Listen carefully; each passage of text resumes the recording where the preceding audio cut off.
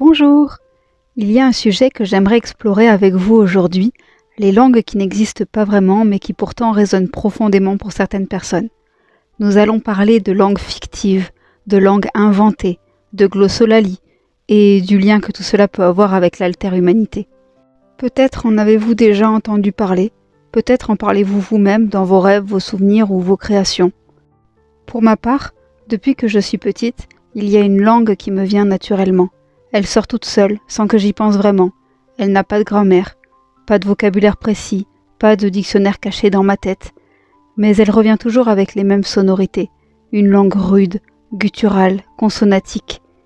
Et même si elle n'a pas de sens clair, elle a une cohérence sonore, une musique interne qui la rend reconnaissable, un peu comme si c'était une vraie langue venue d'ailleurs, un ailleurs intérieur. En grandissant, j'ai appris qu'il existait un mot pour désigner ce genre de langage spontané, la glossolalie. C'est un phénomène bien documenté, même s'il reste assez mystérieux. Dans certaines traditions religieuses, la glossolalie est vue comme une langue divine transmise par l'esprit, mais dans d'autres contextes, elle est interprétée comme une forme d'expression inconsciente. Elle peut être très structurée, émotive, esthétique. Pour certaines personnes, elle est liée à une identité profonde, à la mémoire floue, au besoin de dire quelque chose qu'on ne peut pas traduire.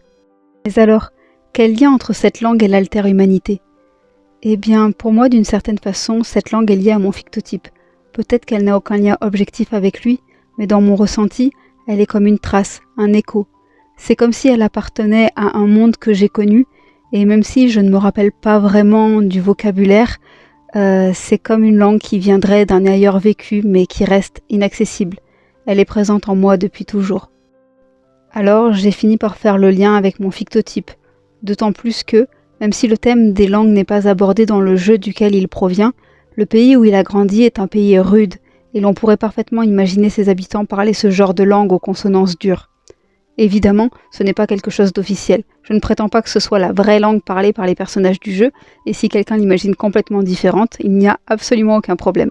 C'est simplement quelque chose qui a du sens pour moi. Et même si personne d'autre ne comprend, cette langue fait partie de mon paysage intérieur. Elle appartient à ma brume. Est-ce que cette langue est une pure invention de mon inconscient ? Peut-être ou peut-être pas. Peut-être qu'elle est un pont entre des souvenirs diffus et le monde présent. Ce que je sais, c'est qu'elle me permet de me reconnecter à une partie de moi-même. Avec le temps, j'ai eu envie de lui donner une forme, une voix, une existence. J'ai eu envie de l'entendre autrement que sorti de ma propre bouche. Alors, je me suis amusée à écrire des textes et puis des chansons dans cette langue imaginaire spontanée et à les mettre en musique grâce à l'IA. Elles sont disponibles sur cette chaîne si vous avez envie de les écouter. Ces chansons ne racontent pas une histoire au sens narratif, mais elles transmettent quelque chose, même si c'est peu compréhensible vu de l'extérieur. Il y a une sorte de mémoire émotionnelle et pour moi, elles font pleinement partie de mon expérience d'alter-humanité. Ce sont des fragments de mon être, mis en musique. Mais cette langue instinctive n'est pas la seule qui m'accompagne. Il y en a une autre, née cette fois-ci de ma volonté consciente. Une langue que j'ai construite, pensée, façonnée en toute connaissance de cause. Elle n'est pas née spontanément comme la première, mais elle a été créée avec une intention. J'ai imaginé sa sonorité en m'inspirant d'un pays évoqué dans le jeu d'où vient mon fictotype.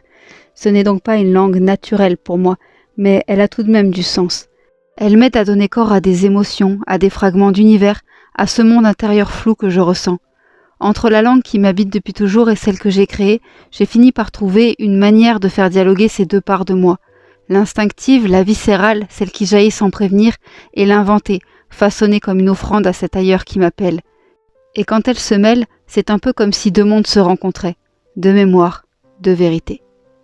Je pense que d'autres alter-humains font ça aussi, créer leur propre langue pour retrouver un lien, une langue qui sert de passerelle, un outil d'expression, une façon de dire « je viens d'ailleurs et voilà comment je parle là-bas ». Qu'elle soit improvisée ou construite, spontanée ou travaillée, chaque langue a sa légitimité, chaque langue porte quelque chose d'unique, de sincère, de vous. Et bien sûr, tous les alter-humains n'ont pas forcément une langue à eux.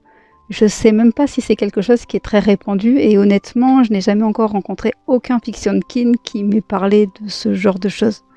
Mais peut-être que vous aussi, vous avez une langue qui vous vient de nulle part, une langue sans mots mais pleine de vous. Peut-être aussi que vous en avez créé une consciemment pour qu'un ailleurs prenne forme à travers vous. Et peut-être qu'elles ont quelque chose à vous dire, ces langues, ou quelque chose à vous chanter. Quoi qu'il en soit, merci d'avoir été là dans la brume avec moi, et à bientôt si vous le souhaitez.